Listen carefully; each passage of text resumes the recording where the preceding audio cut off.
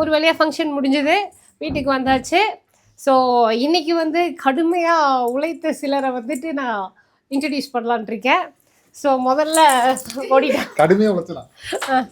காலையில் 6 மணிக்கு கண்ணாடியை கழட்டு இங்கே பாருங்கள், இந்த கண்ணெல்லாம் பாருங்கள். காலையில் 6 மணிக்கு வந்தான்.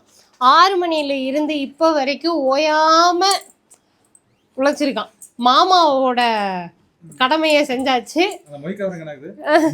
அடுத்தது சென்னையில் இருந்து நைட்டு விடிய விடிய வந்தாலும் காலையில் இருந்து அவ்வளோ டயர்டில் இதோ தம்பதியர் சிறப்பாக பணியாற்றினர். அவங்களும் வந்துட்டு எல்லாம் பயங்கர டயர்டு. சரி, எப்படியோ சார் வந்து பட்டாப்பட்டி ட்ரௌசர் போட்டார். காலையில் நல்லா டிப்டாப்பாக மாப்பிள்ளை மாதிரி இருந்தார். இப்போ பட்டாப்பட்டி ட்ரௌசர் போட்டார். அடுத்தது பெற்றெடுத்த தாய் வந்து காலையில் முடியெல்லாம் இப்படி இருந்தது, இப்போ வந்து இப்படி நட்டுக்கிட்டு நிற்குது. ஸோ அந்த மாதிரி வந்து இன்னைக்கு எல்லாருமே அதே மாதிரி தாய் மாமன் தான் வந்து வீடியோவே எடுத்துகிட்டு இருக்கான்.